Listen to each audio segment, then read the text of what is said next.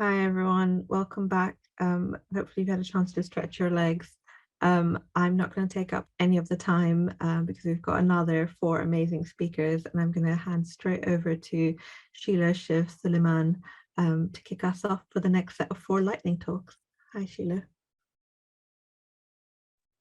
Hello, and first of all, thank you to Bibi and all the incredible Black feminists who truly have inspired many South Asian movements. So thank you for the archiving and the memory that you bring, because without a memory, we can't bring a future. I'm going to share my screen. Let's see.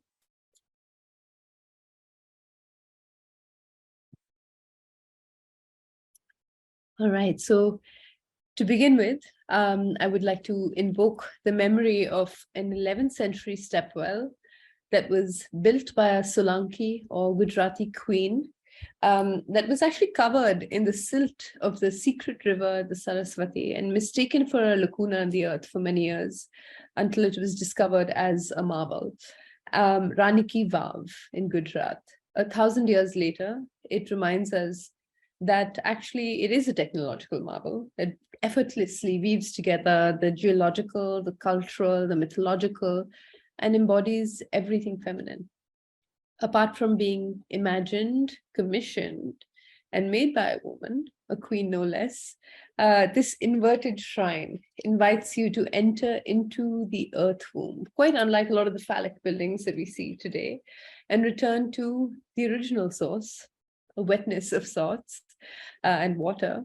And 1,000 years later, it reminds us that technology, art, culture, society, nature need not be separate, but can actually exist in union with each other. It also stands as a monument to a cultural imagination that was systematically colonized, an aesthetic imagination that has been continuously colonized, and an ancestry that did exist and still can be reclaimed. My name is Shilo Shiv Suleiman, and in my own personal practice, I carry forth the lineage of Solanki queens and other South Asian women whose imaginations have, quite like that stepwell, been buried beneath the silt of centuries.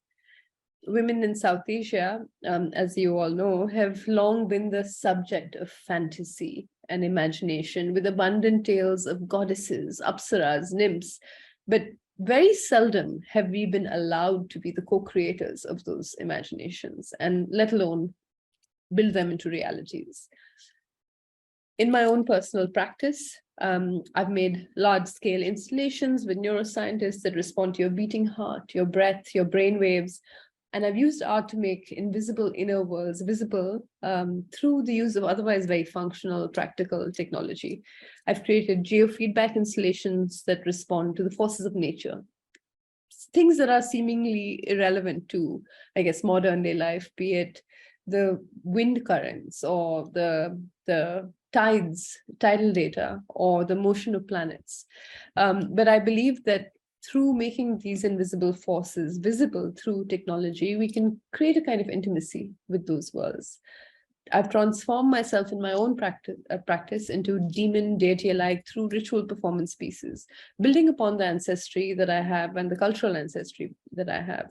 But our imagination, whether cultural or personal, is often disregarded, I would say, as something that's quite waif-like, fantastical, etheric, and often not really placed hand in hand with reality.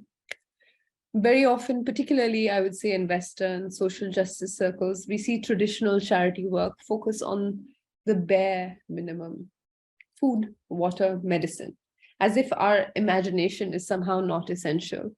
But we also know that oppression, fundamentalism, I would even say genocide, comes hand in hand and begins first with the starvation of the imagination, the erasure of cultural symbols, the lack of cultural perpetuity, and the inability that is placed in us to imagine and place a vision into creating a future that we want.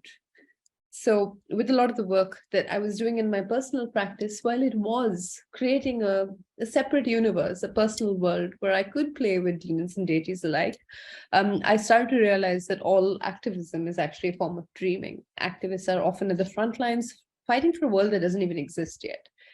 At some point, women voting would have been heretic, impossible. A colony gaining independence was unlikely, impossible. Considering for a moment that all life could matter, regardless of caste, race, tongue, skin, was unimaginable. And I do think that we do need a little bit of almost suspension of disbelief so that we could step into a safe and sacred future that we all want to inhabit. And that begins with a reclamation of the imagination from fear. I stand on the shoulders of many ancestors. I believe that Gandhi lifting salt out of water was an unimaginable performance art piece and a complete act of resistance. I found myself stepping away from some of these imaginary worlds when I was in Delhi in 2012, and I found myself on the front line of a protest following the brutal gang rape of a 21-year-old girl, Jyoti Singh Pandey. And while the protests were full of rage and power, the images, the imaginations, the slogans, and also the mainstream stories that we were hearing embodied the violence and the fear that we actually stood against. A lot of the protesters, even though we were on the streets sitting at the pavements, unveiling our own invisible wounds to each other for the first time, with gentleness and alchemy and nuance, while we were doing that on the pavements, as we stood out on the streets with our fists raised up high, a lot of the protest banners would say, "Hang the rapist," or "Stop violence against women." But it felt as if that actually the kind of fear that and the violence that we were embodying in our protest movements were quite counter to the change that we wanted to see.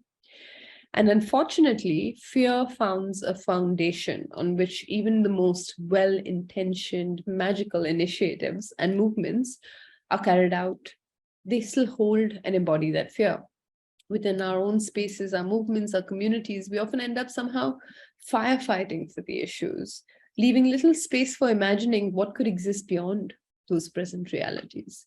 As an artist, I believe that fear is, in its essence, a complete misuse of the imagination. Somehow when we're children, we can imagine both the monsters underneath our beds, but also step into worlds together, and we can collectively imagine. And somehow as we grow older, we're taught to play out every detail of a potential event, conditioned to constantly expect the worst.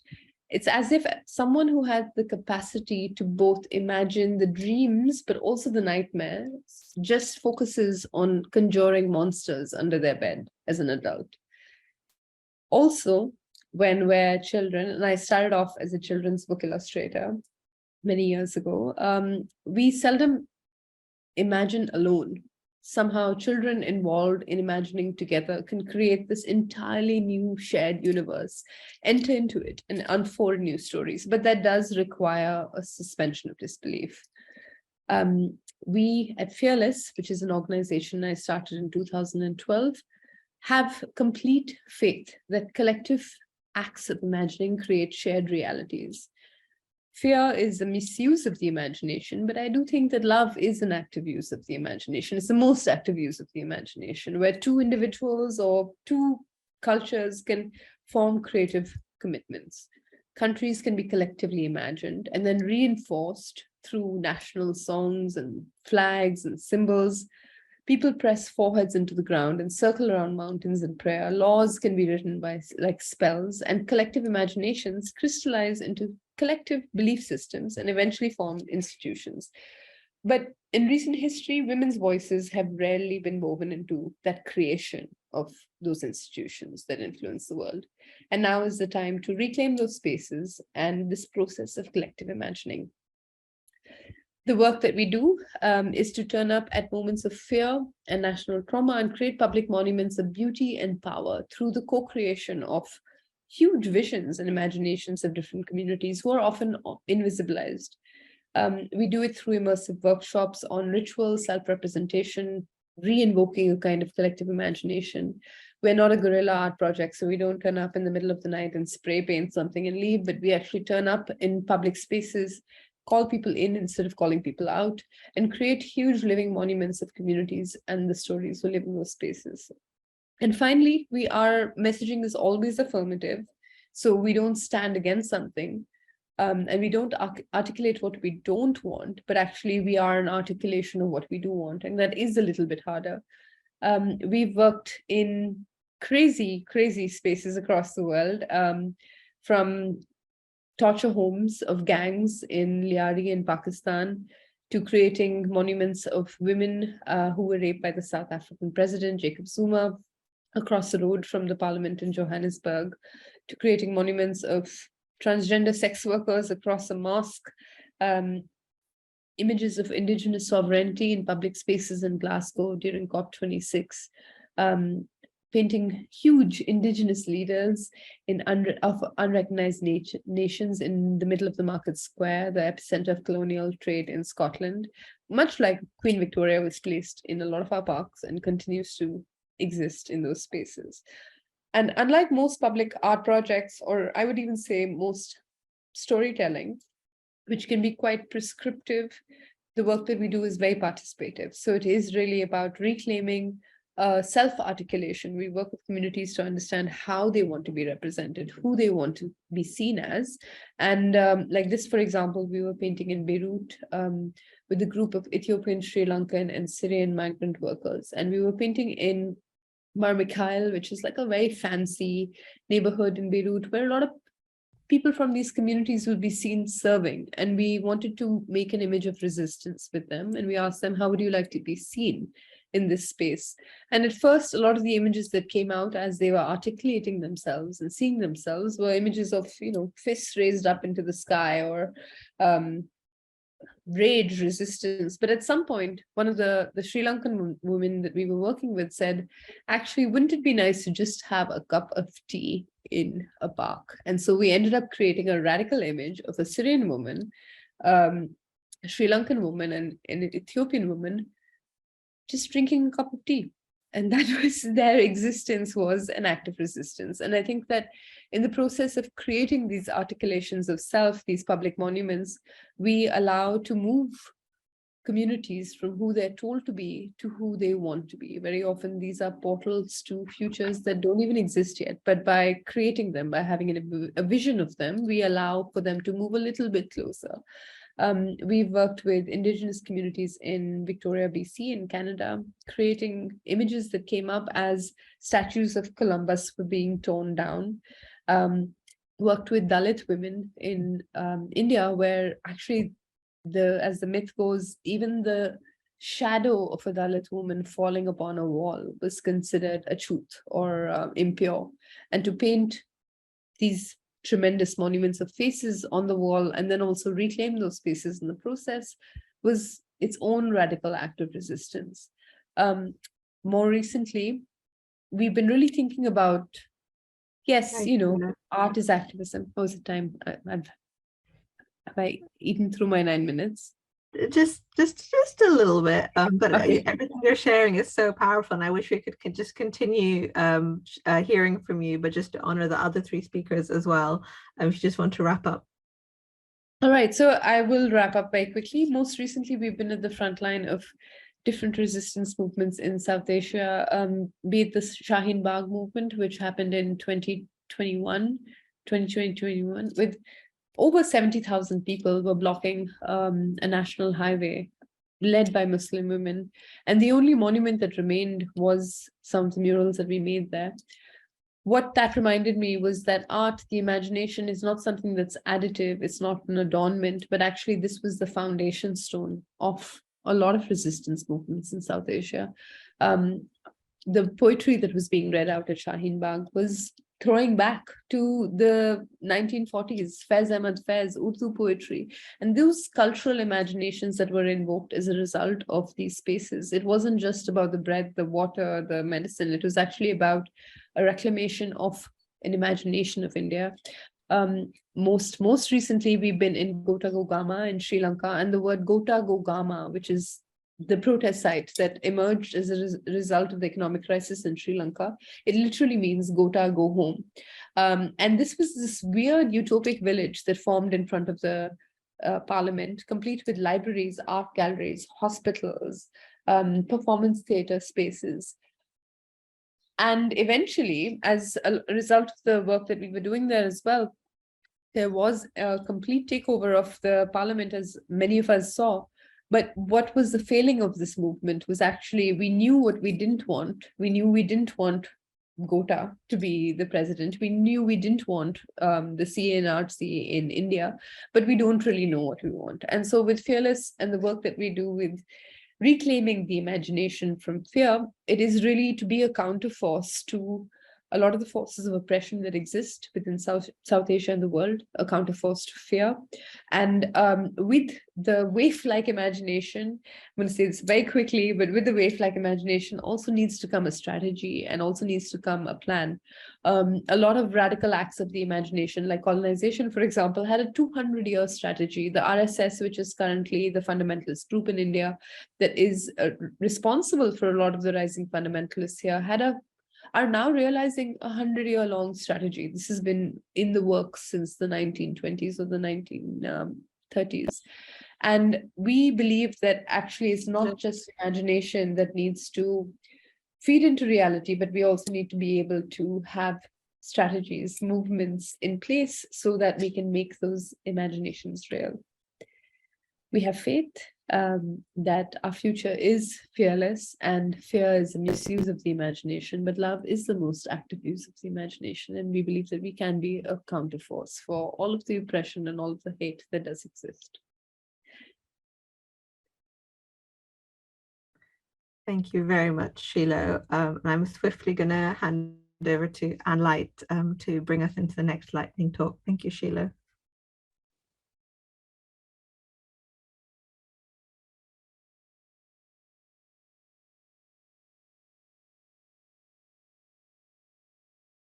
Hello, and I'm going to be talking about something perhaps that pulls together some of the things that we've been hearing about today. In as much as it was a kind of an arts project, a project working with creative practices where we were in the process of being between worlds, I think. I'm a design researcher. I think I'm here more perhaps as a creature, somebody between worlds, responding to the kinds of crises that we're dealing with today, how to play, care, explore and ask. And just by way of starting, and I'm not sure whether I can see the whole of this, but the Creatures Project was really a way of trying to speak about all these creative practices that exist in a place where we could be changing imaginations and changing our relations with the world. But it also tries to speak back to some of the agencies that are perhaps containing this. So what I want to offer now is creaturely as a way of doing that captures the paradoxical connectedness and separateness of being alive, enabling us to become the change we want to see. And it's a very wordy presentation because I want to introduce the Creatures framework, which is something that I'll do very briefly, and just urge people that if you're at all interested, get in touch, talk to me about what we did. But we're looking for a language that is a placeholder for a gentle, connected, pluralist and life-focused way of doing, being and making. And we're using the term creaturely to describe that, which is an adverb, not a noun. It points to a way, not a state. And after everything that we've been hearing today, that feels ever so resonant, but it's something we're clearly moving the same kind of direction. So let me just give you a quick flavor of the kind of thing that we've been doing. This is the framework. It's here to help us move towards socially and ecologically sustainable futures. It's the work of many researchers and artists and other kinds of creative practitioners, designers working together. I feel incredibly privileged to be sharing it with you today. It was an EU project, so it has its sort of official side. And in doing it, we've been trying to speak back to people acting as a researcher, a policymaker, a practitioner, or a funder. And I'm going to give you a flavour of some of the work we did. These are the lovely visuals that come from Furtherfield, who are an arts organisation that you may know based in London and other parts of England. And the visuals that you can see here on the left, it's a plane tree, a bee, a stag beetle, a dog, a goose, some grass, and a squirrel, representing all the types of inhabitants of a park, as well as humans. And it's an experiment in how different life forms can coexist and perhaps negotiate together to make new futures possible for a contested area like a London park, through role play and through using imagination. And it's this kind of thing. Here's something we've heard from Anna Jane very beautifully today. This is Invocation for Hope, which was a project that's also part of the consortium of people who were and projects that were part of creatures and are stored on the website. But what I want to do particularly today is introduce the idea of the different ways that we could be thinking about this. Now, I was saying that we're kind of bridging between worlds. We're very much between worlds in the sense that a lot of our agenda was not just speaking to the people who knew that a new world is needed and a new world is possible, but also to the people on the other side of structures of funding and endorsing, where perhaps they also feel this, but there are a lot of evaluation mechanisms and so on that actually act as a block between the coming together of the different agencies. So we were looking at what does it actually mean when we try and work with imagination and we try and change infrastructures through play, caring, loving, through cultural means. And we used this as a way just of being able to articulate some of the different elements that come together in this. So embodying, learning, imagining, caring, organizing, inspiring, co-creating, empowering, and subverting, rather than, for instance, just using less carbon, which of course is hugely important. So for instance, if we were to dig down into what does it mean to be talking about embodying, how does this creative practice help people experience and embody transformed realities and roles individually and collectively? So as you can see from this, what we're really doing is trying to act as something of a mediator or a translator between the visions that we want to be able to make and the way that people can understand that within broader society. And in that sense, I suppose we're constantly making compromises, but at the same time, we're pushing for something that's broader. And here's just a list of the kinds of question that one might want to consider if one were taking a broader view of work that was deliberately transformative. So I'm not saying that everybody should be attending to these, but what might we be looking for? So that's one thing. There are lots of different what we called experimental productions, people that we worked with, fantastic stuff that I don't have time to go into at all now. I do want to just say something about how we wanted to speak back about evaluation. And these are six principles that transformative societal change does not fit within single projects. It's pointless just funding something and thinking that it's done and that somehow that organization is going to be able to carry on. Unexpected outcomes are valuable, they're part of it. Evaluations are about power and meaning making, and that should be judged as creative processes, and they should be recognized as such. And creative practices can subvert existing societal processes. Well, we know that, but safety is needed for learning, and I think that's been brought out repeatedly today. So I wanted to kind of sum up with a quote which came from a policy interview in Scotland, and the person talking to us says, "Don't lie. We all know you're lying creatives. We know you're lying when you tell us that you've got straight lines between creative practice and social transformation. You don't. You have vague, diffuse lines. We all accept it's true. We really do. It's when you try to pen them in as straight lines that we go, yeah, maybe not. So don't try. Just explain that the function of creative practice is to create conditions where other things can happen. It doesn't make them happen." But if anything was really important in information, in exploding knowledge, in thinking about different ways that we might use infrastructures for imagination, then it's in making these spaces for other things to happen. So I just want to thank my many partners. I want to thank you and say, if you want to get in touch, snap this slide because this is the one where I have my details. And I think I've probably been fast, which is no bad thing because I just love what I'm hearing around. And this is a very practical presentation, but I'd be really pleased to hear people's responses to it. Okay, I'm going to stop. Yeah, there we go. Thank you so much. Thank you so much, Anne. And if you'd be happy, we can circulate the slides so people have your contact details and can get in touch. But I also encourage people to continue sharing in the chat. Thank you very much. Next up, thanks, Anne. Next up, we have Jonathan Holloway.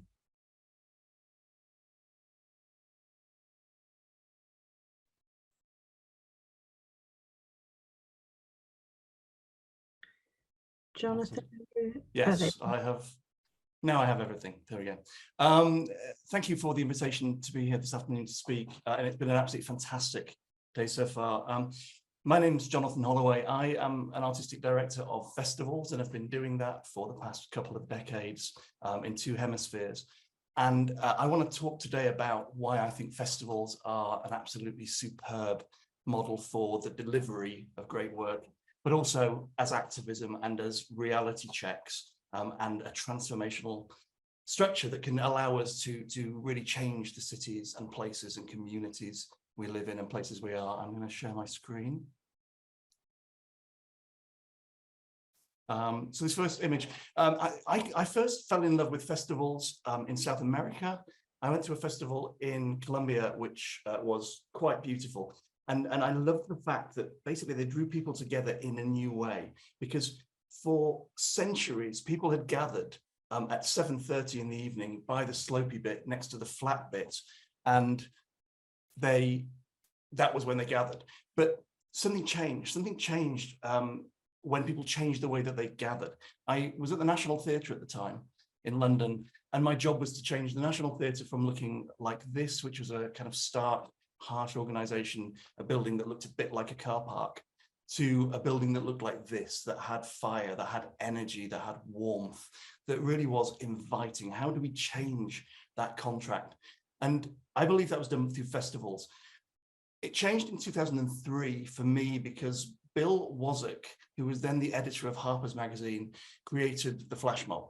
And the flash mob changed the way we can gather an audience. The mobile phone, digital technology meant you didn't need to plan in advance. You could text someone and they could be in the place you wanted them to be. And that fundamentally re-engineered our engagement, our society. Now, what's interesting is when you read about this, Bill Wozik did that not, as I suspected, as a cultural experiment or to really transform society. He did it to see how gullible hipsters would be, and whether if he texted to gather somewhere and hit each other with pillows, whether they would do it. They did, and as a result, I think modern technology has transformed the way we gather.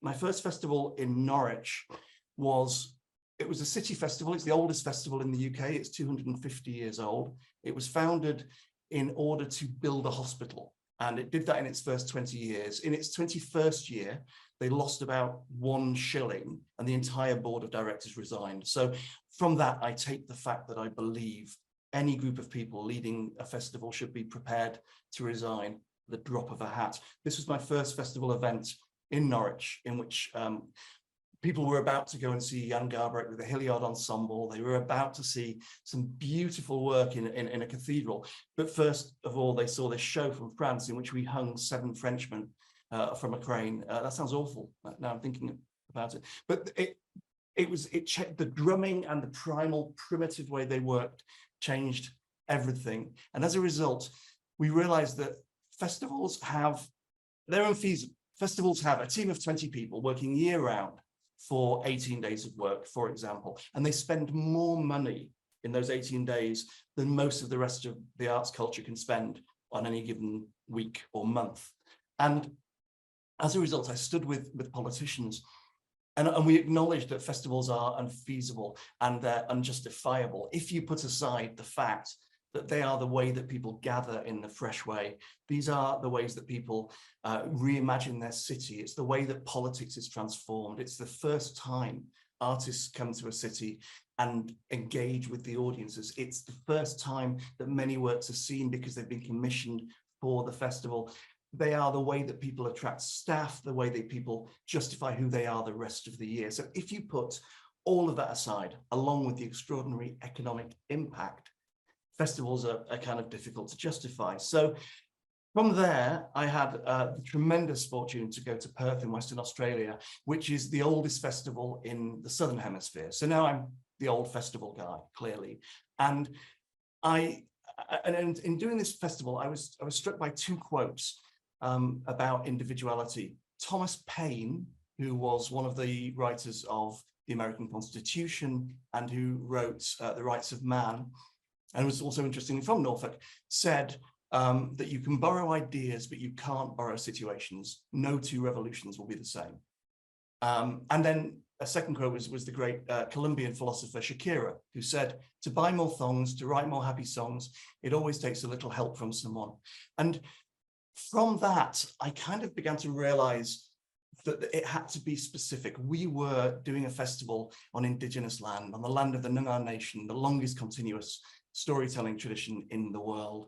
And so we had to start with permission from the Indigenous people. Certainly if someone who looked and sounded like me was going to turn up in Australia, we had to do it right. It had to be different. It had to be with permission. The first big event we did there was Place des Anges, which brought 30,000 people together. And what happened was, this is a show with 2 tons of feathers falling from the sky, where angels come back to earth. So aerialists dressed as angels come back to earth. We did this right outside City Hall, and everybody was there. The mayor was there, all the public were there, 30,000 people. It was kind of extraordinary. Children had the most incredible time. And of course, no one had ever seen, in Perth, they'd never had a blizzard because it never snows in Perth, because it's 40 degrees at this time of year. And so we transformed that city into a snowscape, and people just played on the ground, and people threw the feathers at each other. And one man was making snow angels on the ground, and another guy, the journalist who talked about it the next day, basically said that he talked to an older woman who said it was like a war had ended. People came together in this remarkable way. The final event we did, and again, obviously we did many events, and many things couldn't be done, but we did the Giants by Royal Deluxe, which brought together every part of the city in order to solve a problem. It became, like the Olympics, it was a transformative power that could only be done if everyone decided to agree. So we needed the city council, we needed the police, the fire brigade, we needed the army, the navy, the air force, we needed the Returned and Services League, which is the Veterans Association, to agree that this could be a 100-year celebration and acknowledgement of the First World War and the Anzac story. And we needed the Indigenous people to agree that they would come together and welcome the Giants. And it took 2 years of solid work to get this show into the city. We needed to close the whole of the CBD for hours at a time over 3 days. And we went into every school in Western Australia to talk about what culture can do and the stories that were being told about Indigenous people and about the Anzac history. And the result seems now obvious and clear, but it actually was very difficult at the time.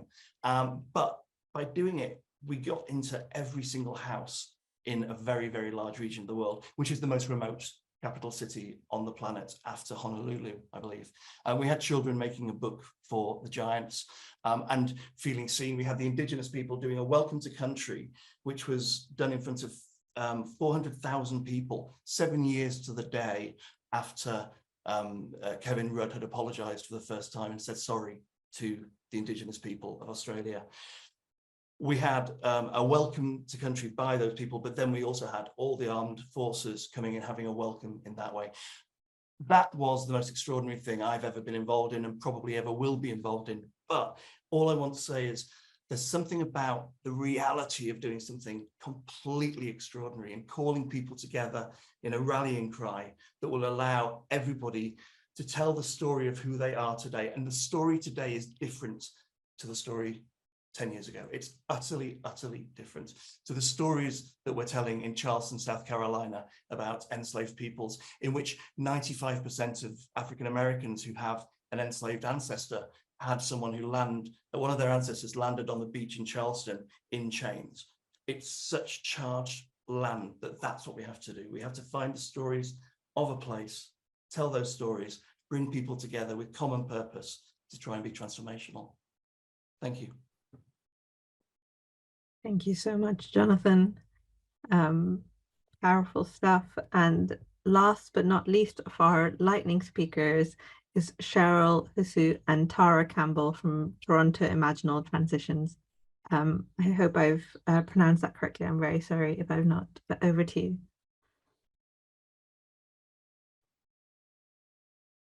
Hello, my name is Cheryl. I'm joined here by Tara, and we're sitting here in Turtle Island. And maybe before we begin, I might invite you, if you feel drawn and comfortable, to just arrive into your body. Maybe take a deep breath. And if you like, you can also close your eyes.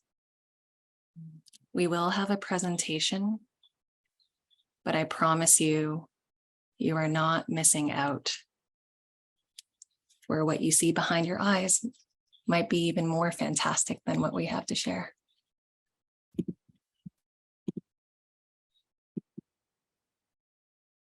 So Tara and I will invite you into the siren call to Imaginal Transitions. Did you know that when a caterpillar transforms into a butterfly, it forms a cocoon and then digests and melts into a soupy organic mush? Right now, something is trembling and quaking in the ground of our being. And in the terrifying tumult of our systems cracking, what if we ungrip our fists and relax our jaws and begin to breathe slowly? What if we welcome and even desire breaking down and transformation? What if we told you that the dark, thick soil beneath our shiny cities, our metal cars and airplanes, is stillness and sanctuary? This soil is thick with mycelium and the wisdom and traumas of our ancestors and animal kin. What if we root down so deeply that we learn to sway with the movement of the earth quaking, as though we are invited into metamorphosis? In the caterpillar's cocoon of transformation, dormant single-celled organisms called imaginal cells begin to wake up, holding within them the seeds of future potential. At first, the immune system of the caterpillar views these cells as threats and tries to attack and kill them. But these imaginal cells begin to connect and communicate with each other, sharing information and multiplying until there is a tipping point when they stop acting as individual separate cells and begin to assemble new systems: wings, legs, eyes, and antennae, and the structure of a new multicellular organism emerges. You are invited to imaginal transitions, to dance into the emerging patterns and morphology of transformation. Instead of trying to figure out how to fix or intervene in systems, how do we come to learn what Donella Meadows describes as dancing with systems? You are invited because we want to play with you and dream with you. We're allowed to be clumsy here, laugh, cry, and make mistakes. There are no prescribed dance moves. The dance we will learn together is relational, improvisational, and emergent. We are called to participate in a transition that is deep. It is a living ecology of becoming, the personal, the local, the cosmopolitan, and the planetary, braid together like sweetgrass, and are rooted deeply into place. In order to dance with complexity, we embrace the wisdom of the philosopher Bayo Akomolafe, who says, "The times are urgent. Let us slow down." So what is Toronto Imaginal Transitions? We are a cocoon. We hold and nourish sanctuaries of tender stillness for grief and letting go, for individuals that dissolve into soup and allow our imaginal cells to co-form. We are an underground laboratory. We conduct experiments exploring the radical phenomenology of relationships and mutual transformation. We are a dance club. We learn to move our bodies through flow, pleasure, and sensual ecstatic feeling into distributed starling formation. We are a martial arts dojo. We invite discipline and practice and keep showing up for each other even when it's hard.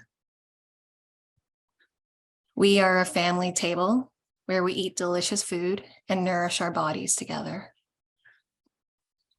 We are a circle around a fire. We tell stories and feel into the more than human elements that create the world with us. For us, these are all ritual spaces of mutual transformation, sanctuaries where we create in the cracks for us to slow down together and to dance and imagine and enter new worlds. There is already a rhythm and tempo to the process of transition, but we might have to slow down and in the quiet moments, listen to the wisdom of the system, how it breathes, hums, and sings through the nested ecologies of people, cultures, cars, trees, and birds that weave through it all. And depending on the frequency that we tune into, transitions can feel like collapse, deep, tragic, and painful, a slow dance into falling apart and sinking into the deep tissue grief of letting go. Transitions can feel like effort, of sweating and rolling up our sleeves and leaning into the heavy grind of collective work and practice. And transitions can also feel desirable. We can tune into the effervescent frequencies of joy, pleasure, and creativity, and listen to the songs that pull our tired feet and bodies effortlessly onto the dance floor. We follow the currents of aliveness that might move us in ways that we might not expect, with new dance partners we might not imagine. And these emerging relationships might form and create new patterns, like starlings that form murmurations that begin to shape emerging economies, cultures, and systems that we do not yet know, but deeply long for. But where do we start?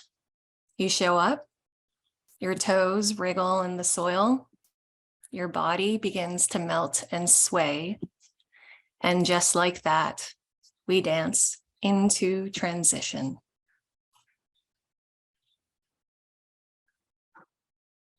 So that was a poetic introduction to our work and our Imaginal Transitions project. And there are some pictures in there from some of our gatherings, but if you're curious about more of the descriptive details and background to this, we wrote a report back in the fall that I think was linked in the chat. And so you're welcome to dive into that to learn more.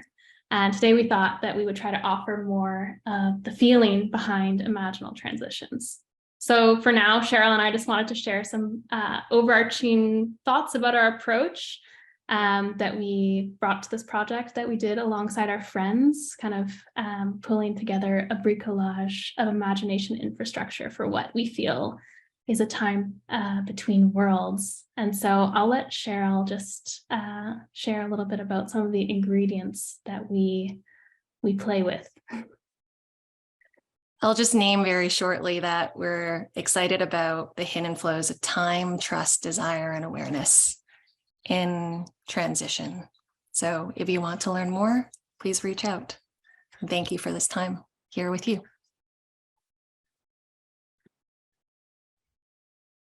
Thank you so much, Kara and Cheryl. I'm slightly glad that we're not summing up these lightning talks, because I actually don't know how I would sum up those 8 mind-blowing lightning talks. So beautiful and so powerful, and lots of people asking for the presentation in the chat, if that's something that you'd be happy to share. Time to slow down a bit, I think, and let all of that sink into our minds, hearts, bodies, and gut. We're now going to go to a 10-minute break, which is slightly different to what you have in your schedule, but we just thought it was needed at this point. So we'll be back at 6:15 for the next session. Please stretch your legs, get some fresh air, do what you need to do to support your body, and we'll be back in 10 minutes. Thank you very much.